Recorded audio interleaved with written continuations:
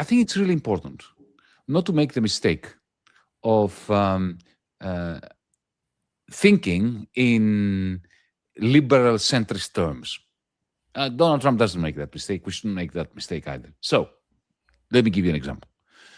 You highlighted the problem of debt in the United States. There's no doubt that the United States has a huge debt, both the public debt and the private debt. And yet, that debt is part of its power. Because if you and I owe $3,000 to a bank, we're in serious trouble. But if you owe 100 billion or 5 trillion or 20 trillion or 70 trillion, then you don't have the problem. The problem belongs to the person that has lent you that money. So, take, for instance, the United States as a whole, right? I mean, the United States owes around $70 trillion. 70 trillion, that's 7,000 billion. Okay? $70,000 billion it owes to foreign capitalists. Now, is this a problem or a strength? It is a strength. Let me give you a tiny sliver of an example of this larger case. Take China. Now, China owns around 4.5 trillion, 4,500 billion of American government debt, those treasury bills, bonds. Now, who is this a problem for? It's not a problem for America. It's a problem for China. Because let's say that the Chinese government could press a button and suddenly the United States goes bankrupt. Well, essentially, it will be annulling its own savings. So, it's not a good idea to look at the United States and say, oh, they owe a lot of money, so they're in trouble. No, they're not. The reason why the United States is in trouble is because you have the class struggle in the United States reaching an apotheosis. The United States, like all capitalist countries, are very divided. So you have the working class in the United States whose life prospects are devastated. So, this is the reason why Donald Trump is president, because he looked at them in the eye, unlike Hillary Clinton, unlike Kamala Harris and so on, and said to them, I recognize that you have been totally and utterly sacrificed by the ruling class. Of course, he doesn't tell them that he's a member of the ruling class. They should know better. But anyway, that's what he does, and they're right. And he is right. Because this, the working class in the United States, if you go to anywhere in between the East Coast and the West Coast, and you visit any working class town, you see carnage. Post offices have shut down. Bank branches have shut down. The shopping malls are either derelict or half empty. So, the majority of people in the United States are finding it extremely hard to make ends meet. If they get ill, they go bankrupt. If they get bankrupt, they lose their home. If they lose their home, then they get more ill, and this cycle continues. So, you've got the working class, which is in dire straits. But then you have big tech, Silicon Valley, which has a capacity, without employing that many people, effectively to control the means of communication of the rest of the world. And through controlling the means of communication of the rest of the world, they have the capacity to extract gigantic amounts of money, rent, I call it, economic rent, from the rest of the world. This is why you have this amazing sprouting of capitalizations of the big tech companies. Then you have the banking system in the United States, which controls everything. So if you in South Africa want to make a payment, if you want to send money to buy anything, to anyone, you have to go through the dollar system. Even if you don't buy anything from the United States, right? You will, every time you put petrol in your car, if you have a car, or every time you buy electricity, essentially you are increasing the demand for dollars. So if some bank in the United States benefits from it. So this is where we are. There is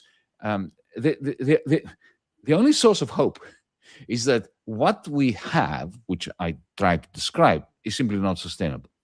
Now, the problem is this, that when the unsustainable at some point inevitably proves to be unsustainable and collapses, uh, who benefits?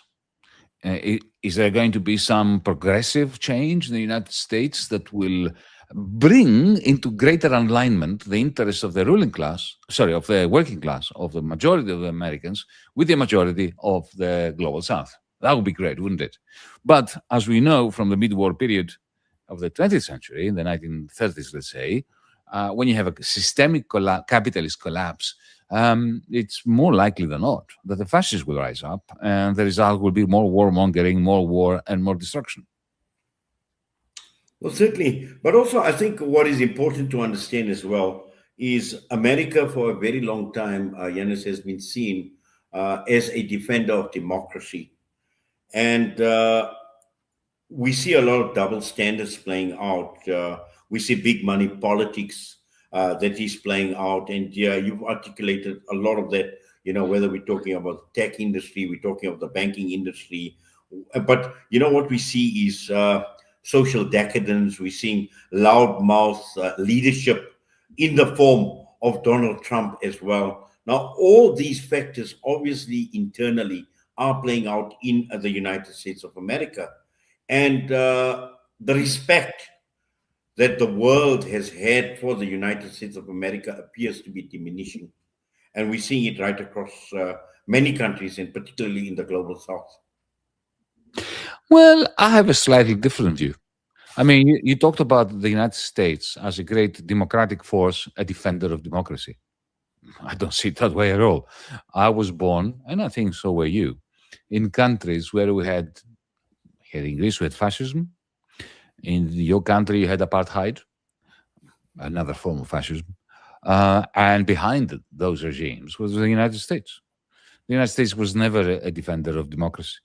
Uh, I, certainly not outside the United States.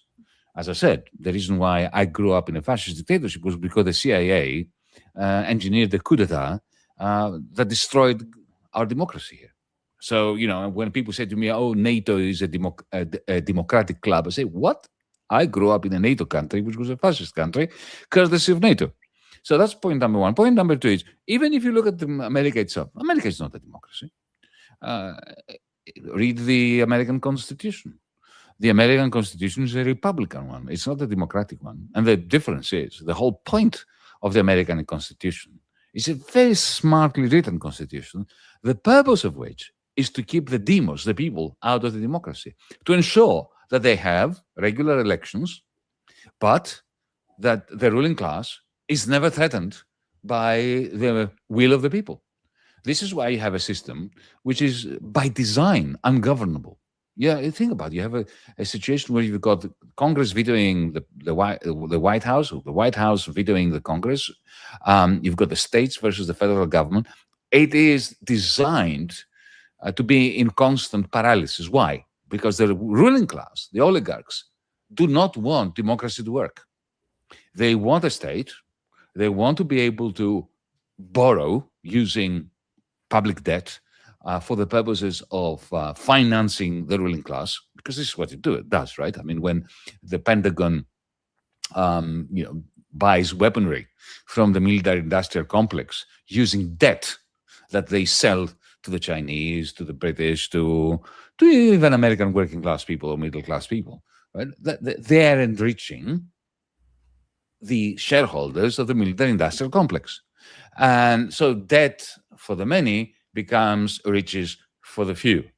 And the whole point is to make sure that the many don't have a word. They don't have a say in how the place is run.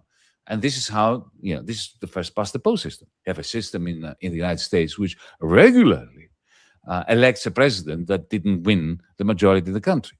This is not a democracy. It's